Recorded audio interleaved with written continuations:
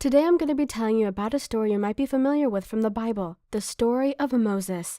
Moses' parents abandoned him when he was just a kid on a small raft they built. They took him into the Nile River and pushed his raft into the river. Many reasons can make parents perform this gruesome act. Though in their case, it was to save his life. Nowadays, in most cases, it is. The rate of poverty in the world is increasing exponentially in the past decade. There are cases precisely like that of Moses's that spring up as a result of parents not being able to feed their children, or let us say not being able to provide the fundamental needs of life. Moreover, like I said before, it is not their fault.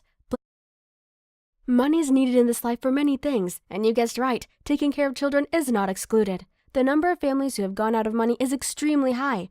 Many things can take away a family's money, but few things can supply it. Food, house rent, school fees are a few of the monsters that gobble down monies in families. However, surprisingly, there is only one source of income for most of these. Yes, only one source of income.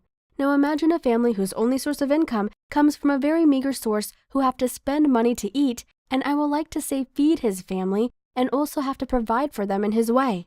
What do you think? Yes, you guessed right. It will end to this. Now you know how things get here. It's not anybody's fault. Should we blame it on the government? Not. Maybe blame it on the father, at least you will have something to blame. Now I want you to know that not only that kind of scenario can lead to this. Some inevitable circumstances can spring up too, like maybe.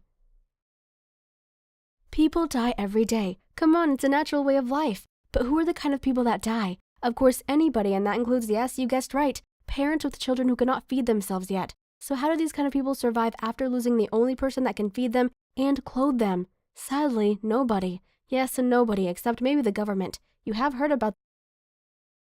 Orphanage homes have helped a lot since the days of Moses. Yes, I said Moses. Now wait, let me finish my story. Poor Moses was floating in the river Nile when a kind-hearted woman saw him. Poor thing, he did not have anyone, and he was crying too. How cute he must have been. The woman who saw him was Pharaoh's daughter, and good person too. She had pity on him, took him home and fed him and became his mother. This is exactly how these homes have helped in helping children who are orphans or abandoned, just like Moses from the Bible.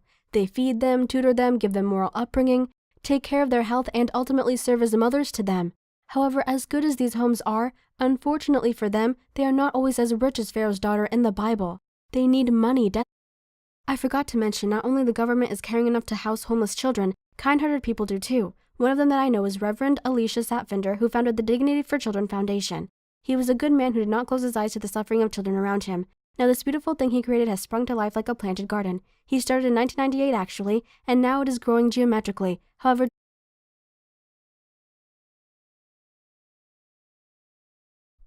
unfortunately, not many people have heard about it, and the few that have heard about it have participated.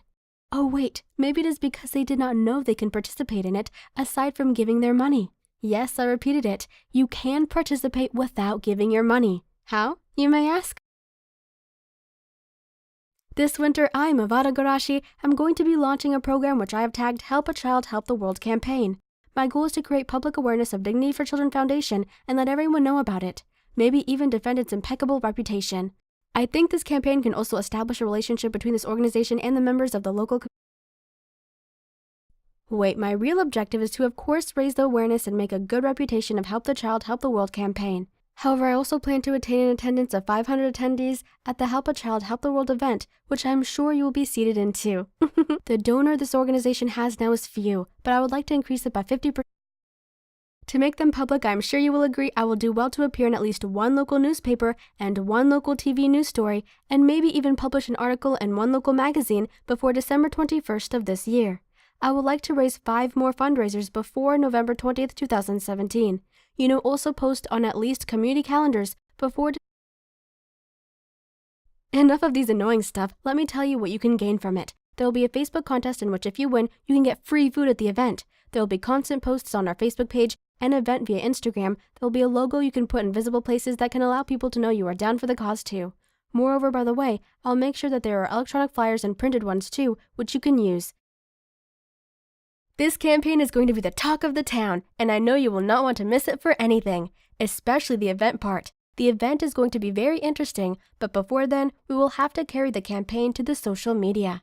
Make sure that people reference us in the newspaper. All of the Yes, by the way, there's going to be special recognition for our fundraisers. If you're part of those who want this special recognition during the event and on social media, all you have to do is make sure you join our numerous fundraisers on the company's official website. Now, let me tell you about the Do you know just $5 can feed a child for a day? Wonderful, right? Just a small amount of money and you can assist a child to eat in a day.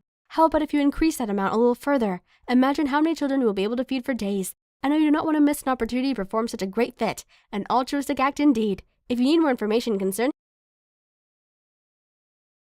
So once again, I just want you to know that you can be a part of something far greater than you. And it is not just about feeding people. You can also help provide the basic needs of life for a little one. I do not know why I like adding the Bible, but the Bible says that if you help this little one for my sake, you are helping me. If you receive this little one for my sake,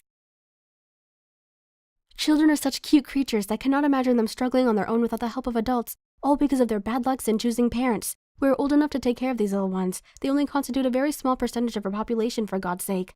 Many of them are dying away and contracting many diseases. Many have broken dreams and hatred for the world. Many have committed suicides. Be a solution. Help the child to...